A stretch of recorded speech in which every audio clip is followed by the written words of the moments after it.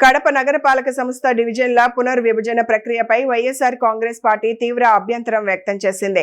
కడపలోని వైఎస్ఆర్సీపీ జిల్లా కార్యాలయంలో నిర్వహించిన మీడియా సమావేశంలో మాజీ మేయర్ పాకా సురేష్ మాట్లాడుతూ డీలిమిటేషన్ ప్రక్రియను నిబంధనలకు విరుద్ధంగా చేపట్టారని ఆరోపించారు.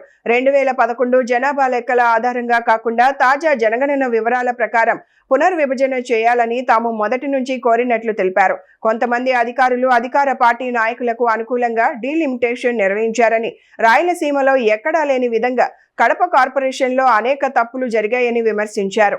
మాజీ మేయర్ గా ఉన్నటువంటి నేను ఏదైతే వీళ్ళు ఈ ప్రక్రియ పునర్విభజన ప్రక్రియ ప్రభుత్వం ఇచ్చిన నిబంధనలు పూర్తిగా అవాస్తవంగా ఉన్నాయి. ఎందుకంటే వాళ్ళు ఇచ్చిన జీవోలనే 2011 సెన్సెస్ ప్రకారము పాపులేషన్ తీసుకుని వార్డును డివిజన్ చేయాలని చెప్పేసి రాష్ట్రం మొత్తం ఇవ్వడం జరిగింది. ఆ రోజే మొట్టమొదటిసారిగా వైఎస్ఆర్ కాంగ్రెస్ పార్టీ తరఫున మేము చెప్పడం జరిగింది. ఏదైతే పునర్విభజన ప్రక్రియ మామూలుగా 10 సంవత్సరాలకు ఒకసారి వస్తుంది. ఎందుకంటే 10 సంవత్సరాలకు ఒకసారి సెన్సెస్ చేస్తారు. ఆ సెన్సెస్ వచ్చినప్పుడు ఆ సెన్సెస్ తర్వాత డీలిమిటేషన్ ప్రక్రియ జరిగే కార్యక్రమం జరుగుతుంది. కానీ 2021లో జరగాల్సిన సెన్సెస్ కరోనా వల్ల జరగలేదు. దాని తర్వాత 2011 సెన్సెస్ ప్రకారం ఆల్రెడీ 2019లో డీలిమిటేషన్ ప్రక్రియ చేపట్టి కడప నగరపాలక సంస్థకు 50 వార్డులు అయితేనేమి ఈ రాష్ట్రంలో ఉన్నటువంటి కూడా అదే ప్రక్రియ కొనసాగింది. కానీ ఎక్కడా కూడా కొత్త సెన్సెస్ రాకుండా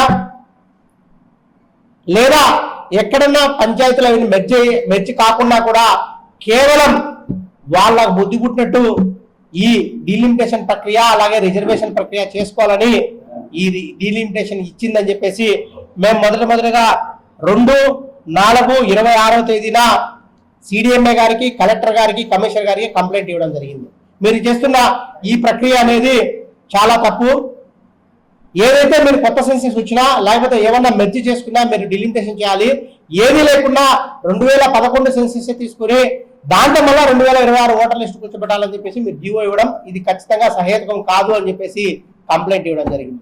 కానీ దాన్ని ఎవరు పట్టించుకునే పరిస్థితి పోలేదు.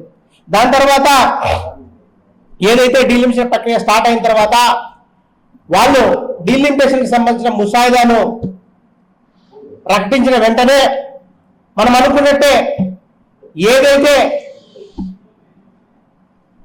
అధికార పార్టీ వాళ్ళు వాళ్ళకు చెప్పినారో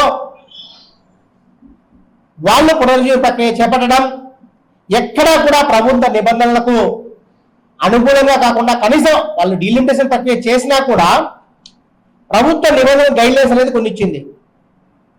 ఆ గైడ్లైన్స్ ఏవి కూడా పాటించకుండా డీలిమిటేషన్ ప్రక్రియ వాళ్ళు పూర్తి చేసినామని చెప్పేసి ముసాయిదా ఇవ్వడం జరిగింది. దాని మీద దాదాపుగా మన రాయలసీమలోనే ఎక్కడా రానటువంటి కంప్లైంట్లు కడప నగరపాలక సంస్థకు రావడం జరిగింది. మాజీ మేయర్గా మేము కంప్లైంట్ ఇవ్వడం జరిగింది, అలాగే మాజీ కార్పొరేటర్లు ఇవ్వడం జరిగింది, అలాగే కమ్యూనిస్టు పార్టీలు ఇవ్వడం జరిగింది, అలాగే అధికార పార్టీ వాళ్ళు కూడా కంప్లైంట్ ఇచ్చే కార్యక్రమం జరిగింది. అంటే దీన్ని బట్టి మనం గమనించాల్సింది ఏంటంటే కడప నగరపాలక సంస్థలో ఏదైతే ఈ డీలిమిటేషన్ ప్రక్రియ పూర్తిగా